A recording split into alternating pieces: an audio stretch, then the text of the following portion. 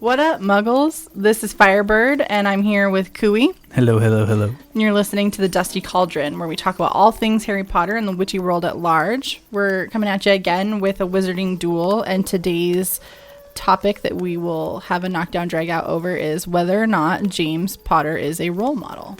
Now, I just want to say real quick, even though it was technically a technicality, I still won last time. So the scoreboard right now is 1-0 my favor. Thank you.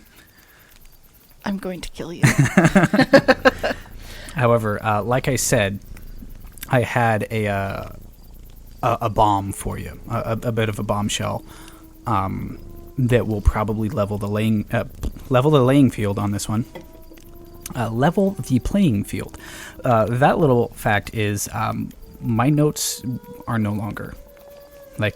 Everything that I did for all of my my note taking and everything that I did for this, I think I accidentally threw away when I was cleaning house the other day.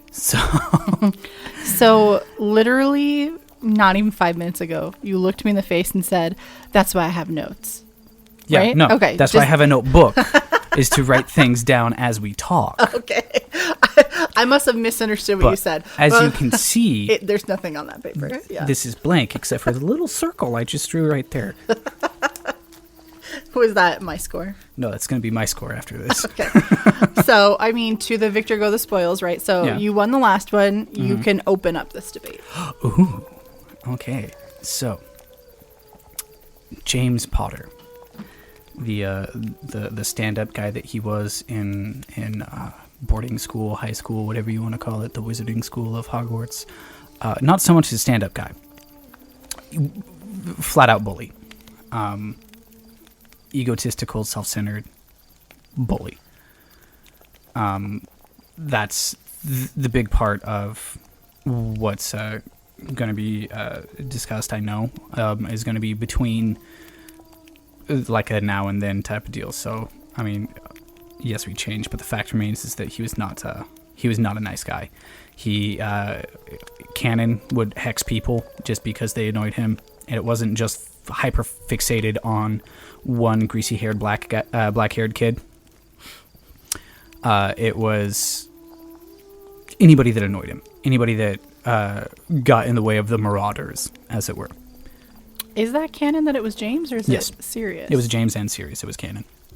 I remember that. I believe it's either talked about in Order of the Phoenix or in Deathly Hallows. It's one of the two. I think it's Order of the Phoenix. Yeah, it wouldn't have been Deathly Hallows. I don't think. Oh, and I'm getting books. Half-Blood Prince, maybe? Yeah, I'm getting books mixed up. So it was either in 5 or 6 when it was talked about that he made someone's head super big because haha. And things like that. So it wasn't just focusing on not serious names. I am so sorry. Focusing on Severus and just being mean to him. It was, he's just an overall bully. He's nice to one person, and that's the girl that he liked. And he promised to stop bullying the person that he mainly focused all of his frustration on if she would date him. So, like, talk about some manipulation as well. I mean, he liked at least 5 people, but okay. But we're still emotionally manipulating someone, and to get what I want. Again, egocentric, narcissistic, bully. Feel free to counter. So the only instance I can remember where he, specifically James, is doing a moment of bullying type behavior that is like purely for the entertainment of it. I think specifically because Sirius is bored, was to Snape. At no point in this episode will I argue that he didn't bully Snape. Like, that's a foregone conclusion. But so this page is not white, is what we're saying. Yeah. Yeah. But I cannot think of a single canon reference where he is the first action taker in a bullying event that is against someone other than Snape. And I would like to read and find like the big head thing that you're talking about, because literally the only big head reference I can think of from the Marauders era is Lily talking about how she thinks that James Potter has a big head, and like something about like how would you get it through the doorway? Like I don't remember anyone actually casting a big head curse. Yeah. So I want to say it's Order of the Phoenix. I want to say is where that gets brought up in, but I'm not going to bust out the book in the middle of this episode, so I'll just pause for 3 hours while I look through every page. Yeah. Well, a Google search would probably do us faster, but yeah. That's if we ever get like big and famous and we're like earning money, we'll pay a fact checker. Yeah. I think he's sitting to my left. Yeah. Chuck's like, I don't know how to use Google. No, just kidding. I'm just the sound guy. What are you doing? Okay, so even if he wasn't the instigator, he didn't start it, even if that's the case, he's still partaking. It's still just as bad.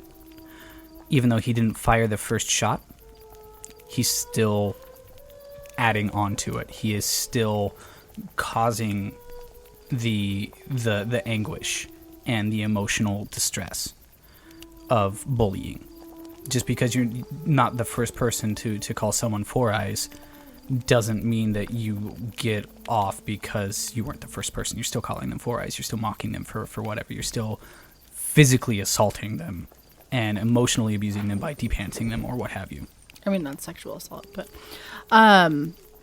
so you have a group of friends, and there is a ringleader for who the bullying is, and I would argue that it's serious. And there is a certain level of... Wasn't Peter. No, it certainly wasn't Peter. There's a certain level of like peer pressure that comes along when your friends are doing something wrong, but they're your friends.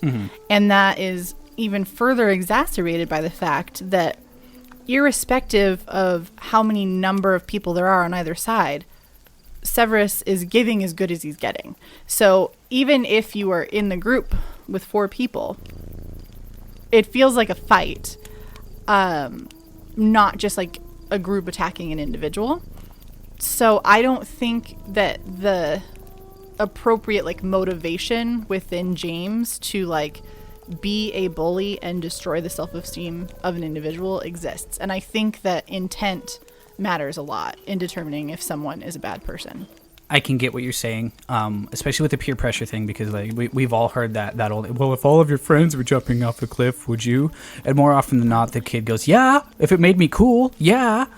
So like I get what you're saying there, but that doesn't absolve the fact of I am physically, emotionally, sexually abusing this person. I'm still the bully, and it's still about me and my wants and wishes, and that's the other thing that I'm talking about is the egocentrism of it.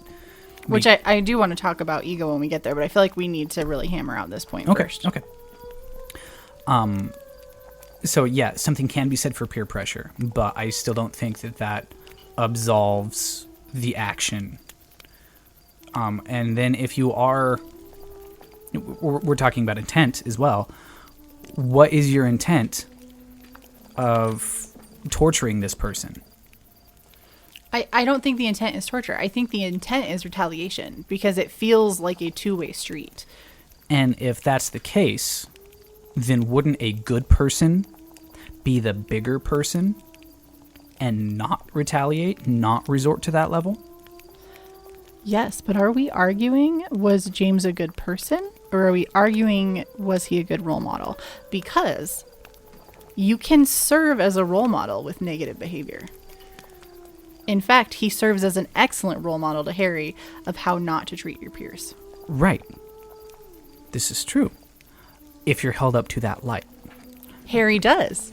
Harry is embarrassed by the way that his father treated Snape and would not make those choices and has thoughts about how he can't believe that his dad did that and he would never behave that way. That is still a role model. When he's old enough to comprehend that, yes. But that's when he first even knew about these behaviors, is when he's at that age. Well, I mean, you could argue in his first year, he's getting told about how his dad was not the best person. Granted, that's by Snape. Yeah. I'll give you that. That's by Snape. So you get to hear oh yeah, your father was so mean to me. Well, I'm being so mean to you. So yeah, it's not gonna have a lot of weight. I get that, but still, when we get to that emotional maturity, he's like, yeah, I'm embarrassed about this, but that's him having the emotional maturity to do that. If you don't have the emotional maturity to do that, and this is your role model, this is the person that you're putting up on a pedestal, what kind of role model is that? I hear that, but I think about the level of emotional maturity that exists within Harry Potter. And legitimately, I don't think we see any emotional maturity until book 7.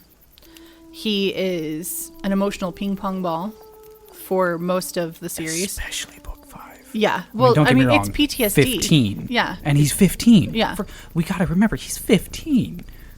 Exactly. Like, he just watched someone die, right? Like, twosome. Well, okay, one, because the other one's at the end of book 5. And then baby Voldemort in the cauldron and all that fun stuff. Like, that's a hell of a scene. Okay, so yes, he's takes him a while to get there, but with reason. I mean, and as you keep saying, PTSD is a big part of that as well. But he still, without that emotional maturity, was like, this is wrong. I shouldn't do that. As that person, yes. So, okay, so I guess what it boils down to then is, are we saying that was he a good role model for Harry as Harry develops through the series, or was he a good role model? I think because of how the series is written, you have to argue the point on if it's about to Harry or not. Because other than to the Marauders, James Potter does not matter. Like, whether or not he's a role model, irrelevant. You could argue that he would be a role model for the children of the original order, the Weasleys. If he'd been alive. Longbottom, so on and so forth. But because I don't think you could use him with how his lifeline exists canonically. Is that a word? Canonically, yeah. Okay. Because halo effect, and he's not there to interact with any of them. Right. If he lived and was interacting with the Weasley children, I would say, okay, let's have a conversation about it. Okay, but then we get into semantics on that one, because then you can get into any type of parable. This person's not here right now, but I'm still using them as a story of how to act or how not to act. Mm-hmm. So he doesn't have to physically be in their lives to still mold it. That's a fair point. I will still yield that, yes, for the purpose of this debate, role model for Harry. Mm-hmm. So I will yield to that. That's a good ground rule to have on that one. So in that aspect, then. Yeah, Harry does show a vast amount of maturity, especially after having everything done to him. I mean, look at the way he interacts and feels about Creature, who is nothing but venomous to everybody in that house. And still, I mean, he's not Hermione level by any means, but he's still not looking at Creature as this thing that literally wants him dead. So he has the emotional maturity, as you're saying, to do that. So in that aspect, then I feel like I'm losing that point as well. I feel like a smidge I get that point, because he is serving as an example, and Harry is using it the correct way. Right. So that is positive role model behavior, even though the actual behavior was not. Was terrible, right. Yeah. And yeah, so like I said, I'll yield on that one as well, that because he had the fortitude to look at it and go, wow, Dad was not a cool kid when he was my age. I don't want to do that. I don't want to be that way. Because of that, then yeah, I have to yield to that then. Fair. But you had introduced ego as well, so let's dig in on that more. Mm-hmm. Well, again, it's about me, and it's about my wants, needs, desires, and there's this cute girl that I'm trying to impress, or this makes me feel just like any bully. What's the point of bullying? To feel power, to feel in charge, to be bigger, better, right? So a part of it is ego on that one as well. So that's why we bully. That's why we knock others down so we can feel better. So a big part of ego on that one, on why he's not the best role model. I hear that. I think that there's a fine line between like healthy confidence and poisonous ego. And I think he flirts with it. And I think sometimes he does a little jig over onto the wrong side. But I think ultimately he airs center, which is benign. So he's very confident. He doesn't doubt that he has abilities in magic or at Quidditch. Well, and yeah, he's rightfully confident with his magical abilities, with his flying abilities. You know, I don't know if he was the youngest seeker. No, that was Harry. I know. Well, that was Harry, the youngest in like 100 years. But I don't know if he was like the holder of that title first. I can't remember on that one. But I know he was a phenomenal gifted seeker as well. He was. I think when Harry gets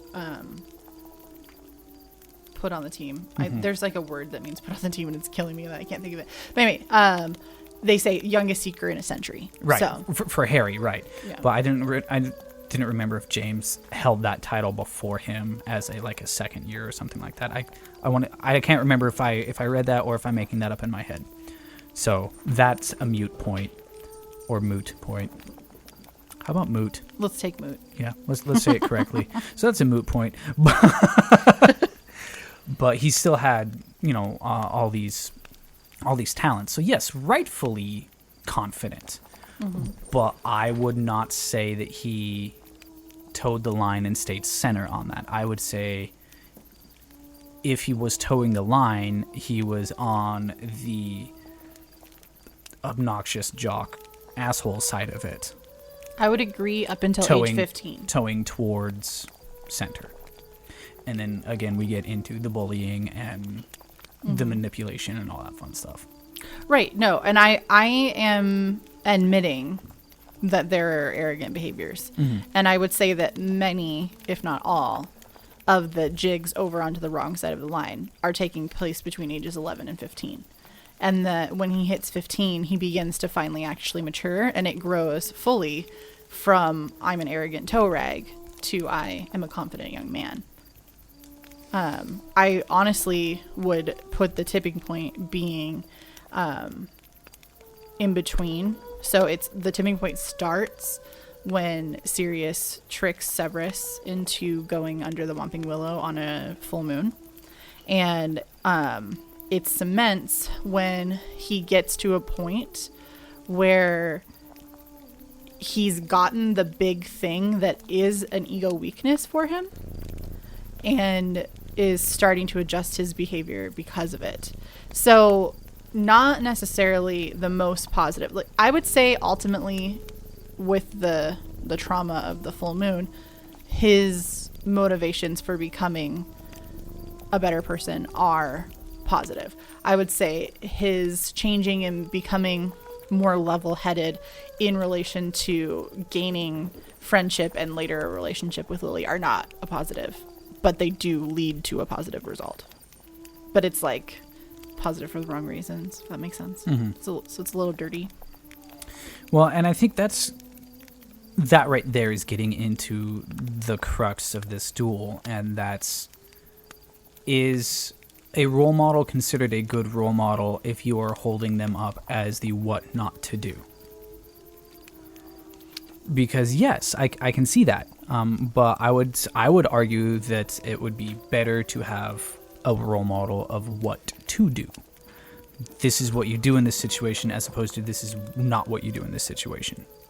Right, and I'm not making the case that all of his behaviors are the what not to do. I'm making the case that his bullying behavior was the what not to do. I actually don't agree that he has enough arrogance for it to be a negative example, because I think while he has demonstrated moments of arrogance, ultimately he's demonstrating confidence that is instilled in him by loving parents who tell him, no matter what you want to do, you can do it because you have the abilities and you can earn it. I mean, I don't think that they did that. We don't know. But and I mean, yeah, you could also get into a nature nurture on that one. Mm-hmm. The only son of an elder couple was going to already come out with confidence because he was going to be doted on. And then you add the fact that he's actually quite talented. He's going to have an even stronger ego. Mm-hmm. And then you pair him with Sirius, who is all just ego. Feeding into that. Yeah. And then unfortunately you have the negative reinforcement of I'm better than you, because more often than not he's coming out successful in the issues with Severus. And then you have Peter, who hero worship is just groveling at the three of theirs feet, mainly mainly James and Sirius. Mm-hmm. Not so much Lupin, but mainly James and Sirius, because they were the cool guys. Mm-hmm. They were the really popular, cool, I want to be that guy guys, which really plays into that ego as well.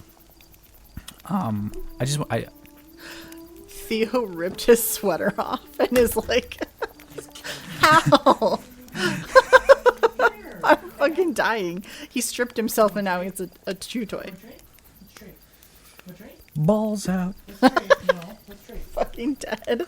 So just as a side note, real quick, talking about Harry and his role models, he won the lottery for not the best role models. I mean, you've got Sirius, who is every bit the egocentric that we're talking about him, and yes, he at a very young age went to prison and had to focus on something. But once he's out, it's just, and you look just like, even though you're my best friend's son, you look just like my best friend and how I remember him, and now I'm reliving my glory days. Mm-hmm. So he's that guy. Mm-hmm.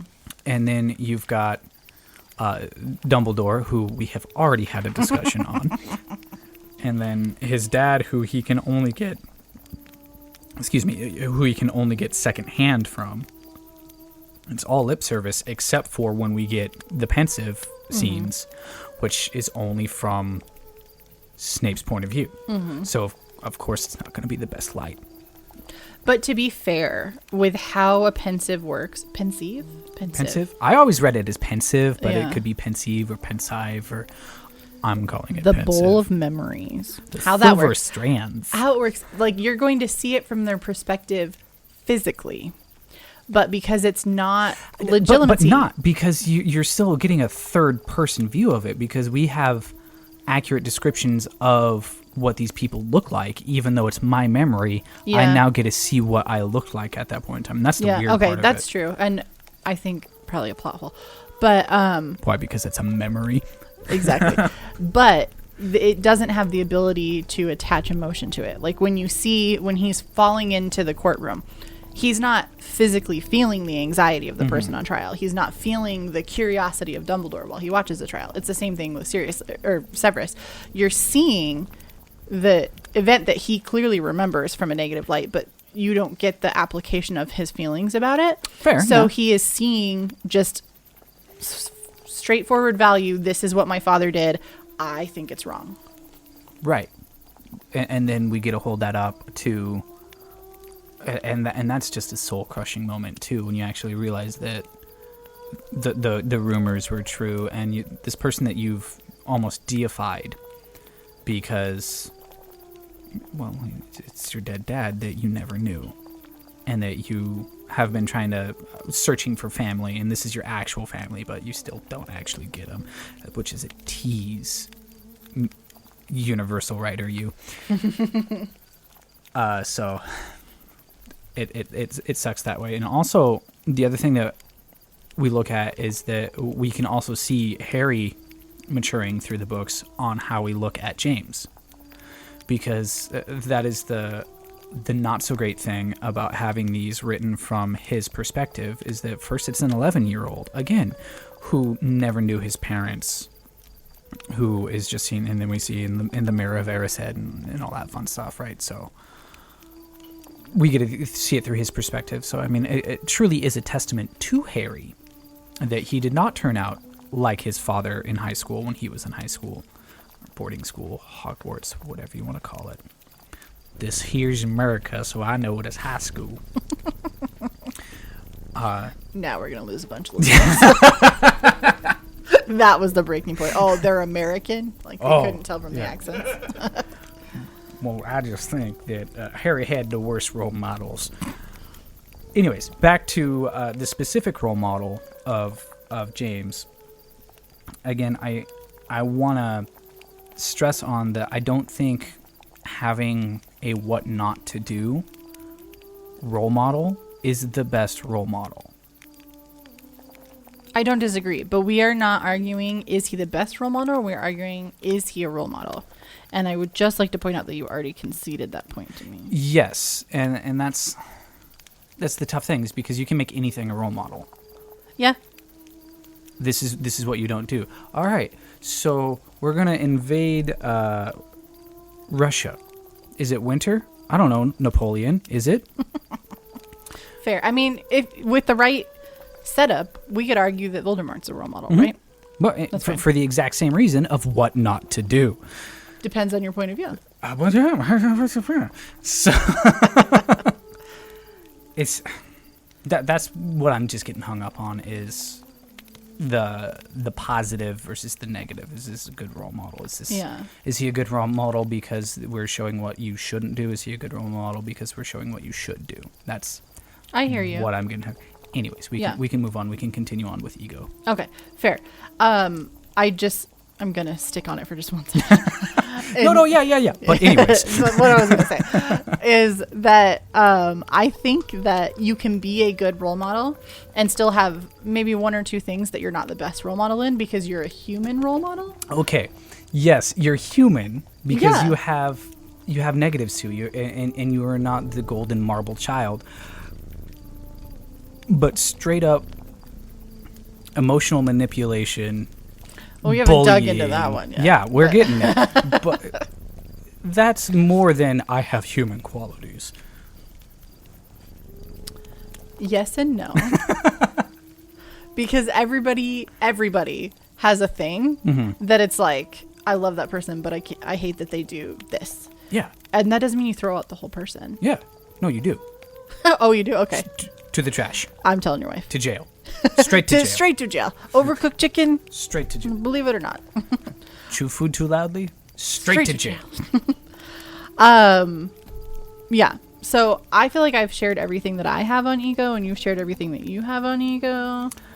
I don't think I'm willing to concede, and I don't think you're willing to concede on ego, so we'll call that one draw. Yeah. I have a different point I'd like to talk about, if that's okay. Which is... No, it's not. This debate's over. Get out of my house. I want to talk about morality.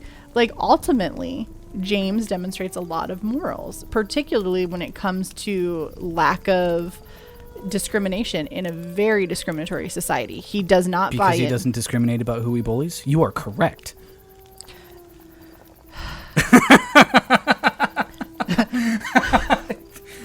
The look I just got. He doesn't buy into anti-Muggle sentiments. He doesn't buy into anti-Muggle-born sentiments. He doesn't give a fig about anti-lycanthropy sentiments. Coming from the background that he came from as well, that is saying something. Mm-hmm. So yeah, I'll give you that.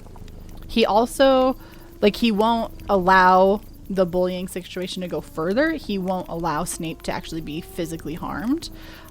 We can make an argument that he doesn't understand the idea of emotional harm because he allows that to happen, but he won't allow physical harm to happen. But it was the 70s, 80s? 70s. It was the 70s. Yeah, because I think who knew anything about emotions at that point in time anyways, right? Or gave less weight to him. Much less. Because otherwise you were just a hippie, right? Yeah. Well, I mean, I've got stories from my dad from when he grew up, because I mean he went to high school in the 70s. And so, and he was a bullied kid. Like, he almost every day, small town Eastern Oregon in the 1970s with a Japanese last name. That alone got him a lot of hate. There was a rumor started that he was gay, and so that got him. Nobody tell your mom. Yeah. So that got him a lot of physicality against him, so and even before then, he got the the stuffing beat out of him a lot. So anyways, the point that I'm making is it was the time. Like, yes, bullying still happens today in 2021, but it's a lot more emotional. There's not a lot of physical to it. So the point that I'm making is that just because it's not physical doesn't mean that it's still not bullying. And we still now have that obvious emotional scarring that Snape has, that he carries through his adulthood and then focuses his retribution on the child. And we could get into a whole debate about that. And that's a whole nother topic, yes. Yeah. But again, I would point to that he does have a line, and for the 70s, it's a pretty healthy line. Right. And he also grows to a point even beyond that to where he is actually named head boy, which is like you're going from I'm sort of the arrogant jock to, okay, I'm actually in a position of authority and I'm not using it negatively. I'm using it in a healthy way and ultimately becoming a better person. Which now gives me opportunity to hit everybody. But he didn't. But he's there. He's got it. He's got that opportunity. But he didn't. And So so that makes point my point. And I gotta stop helping you out. The only quote that I'll use through any of this is because I feel like it falls under the moral section of like one of the few quotes that we get like as a direct quote from James is that it's the height of dishonor to mistrust your friends. It's a good quote. It's a nice quote. It's a nice quote even. I don't know if that. Yes, it's a morality. It is a line to have, but that's only for who you deem as friend, if that's the case. So if you are not friend, and then it gets into if you are not friend, are you enemy? Because you never distrust your friend. Is the quote correct? Yeah, to mistrust your friends. Right. So then you get into that. Is it that black and white? It's not defined that way in the series. So we would be moving into speculation. Right, and I would argue that it's not black and white like that. I mean, it would be a great point for me on my side of the argument for it to be black and white, but I don't think it is. Fair. Okay, so moving on to emotional manipulation. Okay. Don't look so defeated. You're doing great. What do you got for me? I'm ready. Lay it on me. I'd like you to start this point.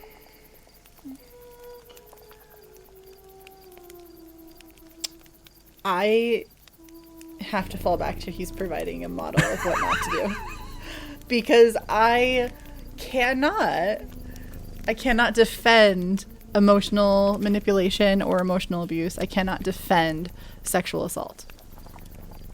So if you are unable to meet me at it's an example of what not to do, I will cede the point. I will agree with you that that's basically the only way you can defend that one, is that it is going to be the example of what not to do. But again, we get into my point of, does that make a role model? And I agree with where you're coming from on the, like, if we look at it just the face level of how he behaved and we're giving a negative role model example. But then I fall back to the ultimately how it was received, because he doesn't look at the type of interactions he sees his father having with Lily as good. He doesn't look at it and think like, oh, that's how I get Ginny. He doesn't look at the way that he treats or Cho at the time, or when he sees the memories, he's interested in Ginny. Okay. And then he doesn't look at it and be like, oh, you know what? I should just take off Draco's pants. Like, he looks at them and he's disgusted by that. Mm-hmm. And so it is still providing an example, and he is receiving it in the way that it should be received in order to be a positive role model for his child. All right. And then James doesn't get the chance to try to explain it. Yeah, he can't explain any of it. Sirius tries to. So, demonstrating what a bad role model he is. Right. Do you have real quick? Do you have any other points that you're wanting to touch up on? Not in relation to this thing. Like, do you mean other separate points? Yeah. Yes. Okay. I don't really think there's much to debate on the emotional manipulation and sexual assault or harassment. Yeah. Besides the fact that it's just, this is what you don't do, kids. You don't slap your secretary on the butt and say have a nice day. You really don't. Okay. Do you want me to dig into my other points? Yep. Okay. What else you got for me? Hardworking. He's demonstrating that that's a positive quality and that people should have it. He put in the work to become an animagus and to make the Marauders map and to do the head boy job, even though I'm sure when he got the position, he was like, I'm sorry, what? I wasn't even a prefect. How did I get this role? Mm-hmm. But he put in the work. He did the job and he did a good job at it. And ultimately he did that. He put in the work with his studies because we see that he is performing well as a student. Right. Well, and it's not just raw talent. Yeah. And he proves that it's not just raw talent, that he is actually doing the studies, because raw talent can only get you so far. Mm-hmm. And raw talent wouldn't take the time, I don't think, to have a mandrake leaf under your tongue for a month. Or to, like, all of the work that went into the Marauders map. Which, can we just, again, sidestep here? So gross. That too. But McGonagall had to have known that 2, if not 3, because it depends on how Peter actually was as the follower, but at least 2 of the noisiest, rowdiest, most disruptive students she's probably ever had dead quiet for a whole month. So here's the thing. I don't think they were. This is me imposing my own logic on the series, right? Mm-hmm. But we know that the sticking charm exists. So I think they stuck the leaf to the roof of their mouth so they'd still be able to talk. It would still get gross. Doesn't it have to be under your tongue? No, I think it just has to be in your mouth. I thought it had to be under your tongue. Well, now we may record a correction later to let you know. Okay, so if it's but yeah, I think it's roof of the mouth. Then that would make sense, and you can talk fairly clearly with something on the roof. It might sound a little weird for a month, but if you got something underneath your tongue, that's going to be really hard. Yeah. So I think that it's a figuration. Like, it's... Imagine trying to cast spells. Okay, we looked it up, and it just says that the person attempting to become an animagus needs to keep the leaf in their mouth, not to the top of their mouth, not under their tongue. You could stick it to your cheek. I don't know. Back of the throat, if you're so inclined. Does that still count as your mouth? It's mouth cavity. Maybe. You'd have to do it from full moon to full moon and find out.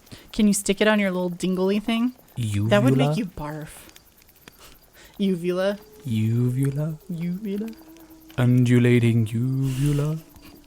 Yeah, so I think we would still have an issue of they're eventually going to have really bad breath. Headcanons that I have Yeah. of, like, McGonagall had to have known. Yeah, maybe she just wanted them to do it. And just be like, all right. Or she was like, they'll never be successful. Or, that's cool. My little Gryffindors, you go do your thing. Maybe. I mean, she does give Harry a biscuit for pissing off Umbridge, so, yeah. And she buys him a broom. That's just because she wanted to win. It had nothing to do with Harry. Again, okay, it had 20% to do with Harry. My little Gryffindors. All right, I'll give you the point. That's not part of this debate, though. Yeah, but it's still a point. You get a pity point. No, I'm just kidding. Yeah, 1 pity point for me. Okay. Put that on the scoreboard. He also honestly is giving a pretty good example of that you should be respectful. Mm-hmm. He's respectful of most of the authority figures when it's an important matter. Like, obviously, you could argue that there's a lack of it when he's breaking school rules, but he's not, like, committing homicide, right? He's sneaking out to get cookies from the kitchen. He's respectful. What the fuck? Yeah, sorry. Balls and shit and cutting fuck. I just had a stroke. He's also respectful of Dumbledore as a leader, and of Remus, despite him being a peer, and despite, like, the societal message that he should not be respectful of Remus. Because that's even worse. So, looking at, Death Eaters are allegorical Nazis, right? Mm-hmm. So then you have Muggles would be allegorical a different race. Or Jews. Or Jew, or what have you. Yeah. It all depends on how you exactly want to look at it, but they are the quote-unquote other. Mm-hmm. So then you have like your mixed blood and so on and so forth. So again, helping you make your point, which apparently I love to do. Of he doesn't care because he has no qualms about this girl who's Muggle born. I don't think I can ride fully on that train with you because he is head over heels in love with her. Mm-hmm. He can't be head over heels in love with her and not care about her. No. It's not that he doesn't care about her. It's he doesn't care about who she is as a point of being a Muggle. Okay, I misunderstood what you were saying. Yeah. So, again, I'm helping you with your case here. Okay. Of if he, for the society at the time, and extremism of pure blood and so on and so forth, you have a pure Muggle-born kid, and he's just infatuated. Mm-hmm. Does not give a hoot, as it were, the fact that she's Muggle. Yeah. And ultimately, despite what some of his behavior when he's a child would indicate, I would argue that he respected Lily. Mm-hmm. And that grows further and further over the series. He also respects his family and his parents. Well, you have to respect your elders, and they're old. They are old. But there's no law that you have to respect your parents. Otherwise, I'd be in prison.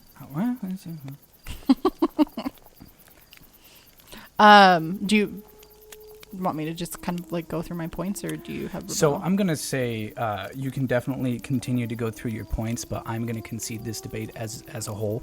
So we're going to have an even scoreboard here.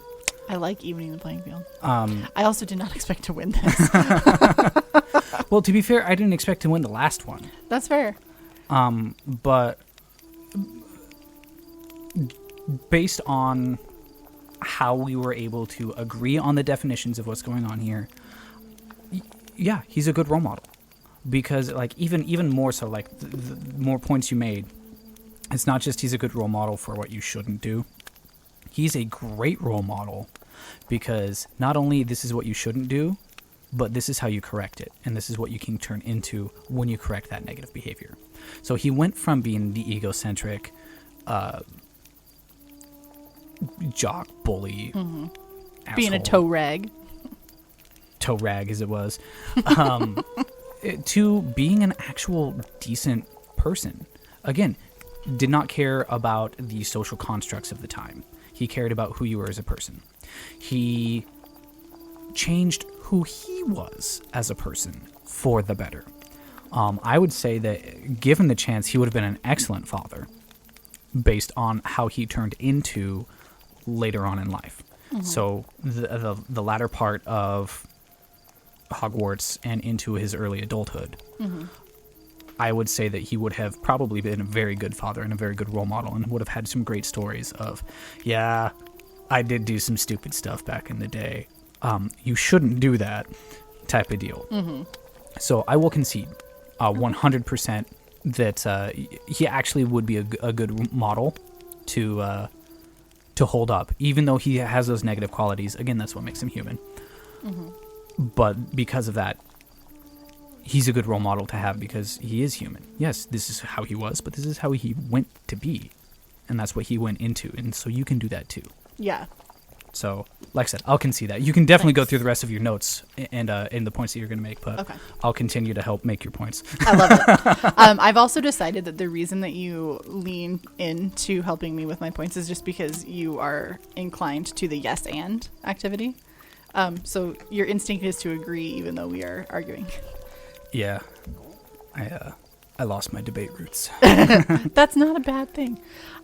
So I did make a point with empathy, that he is particularly empathetic with Remus's condition and with Sirius's abusive family.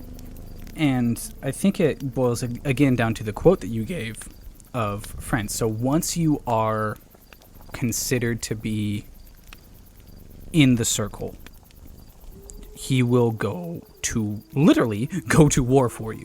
Yeah, that's a valid point because the background for Sirius is actually very similar to the background from Severus, and he's not empathetic to Severus at all. Right. So once you are in his circle, once you're on his side, you're in. You're a good old boy, as it were. Mm-hmm. And he will do what he can to help you be the best you and to protect you. Yeah. Okay.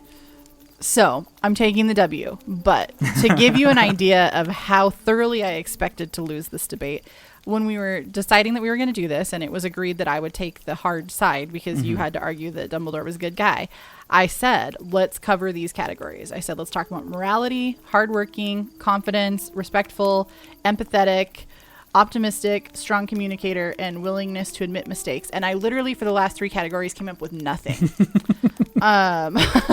So it's just blank notes. Well, again, since he died, and we only have second, third-hand stories, we can't see what some of these are. We don't know what his optimism was. We don't know what his visions of the future were. Mm-hmm. So that does make it tough. Yeah, I picked them because I was like, these are good characteristics of a role model. And then I was like, okay, I have no examples. My only other 2 things that I don't think I've said were like general notes, which I've gotten at sort of the core of this, which ultimately Harry made good decisions based off of his memory. But some of the examples I called to were choosing to save Peter and saying like, my father wouldn't wanted you to become murderers, even though he had no way of knowing that, but he had enough of an idea of what his dad should have been. Right. And then calling on the deified James Potter. Yeah. And also in Fighting to Live, when he's in the in-between, I think that's inspired somewhat by things he's learned from his father or his father's memory. And same in Being Brave with Facing Voldemort. I think he even, in book 4, when he's sure that he's going to die in the graveyard, he's like, I'm going to die fighting like my dad did. Yep. And then even after he sees them. Yeah. And he's like, all right, cool. Let's do this. I'll be with you. Yeah. And then my last thing, which is arguably impacted by the halo effect, but I still had it as a point, was he's very well admired by the other Marauders, and he could be argued to have been someone that they wanted to be more like. Certainly Peter. Yes. And possibly Remus. I'd say Sirius for sure. I'd say Sirius and Peter. Yeah. Though I actually think they all should have wanted to be more like Remus. Yes. But that's a different story. No, well, I mean, that's a tough sell on the opposition side. Yeah. But yeah, so I mean, like, of all of them, personally, I think Remus is one of the better actual role models. But James, I would say, is a good second. Sirius, it wins third by default. Yeah, I guess, because Peter's certainly not a role model. Because then you get to Peter. Yeah. Who, Wormtail is perfect. Yeah. So yeah, I don't have any. I mean, if listeners, if you re-listen to this, you can see where I made my decision of no, I can't continue to even try on this one because I do agree. I was convinced, and so you can see that Fyrebyrd's points made were strong enough to where, you know, even past just being the negative, he was a good role model. Fair. And the positive as well. I can completely relate to that feeling. That's how I felt about exactly 30 minutes into the discussion on Dumbledore, and I was like, damn it, how did we get here? I had the easy win. What was what? And I lost. Same here. So the lesson for this, listeners, is don't take the easy W. Yeah, right? Fight for it. There is no easy way out. All right. Thanks for tuning in, Muggles. If you're jonesing for more witchy goodness between episodes, you can check us out on Instagram at Dusty Cauldron Podcast, on Facebook at the Dusty Cauldron Podcast group, or email us at dustycauldronpodcast@gmail.com, or check out our website, www.dustycauldronpodcast.com. You can subscribe to this podcast wherever you're listening if you want to hear more. And remember, James Potter was a good role model. And in all the ways. In all of the ways. And don't forget to stir whatever you've got brewing in your cauldron right now. Bye. Don't let it burn.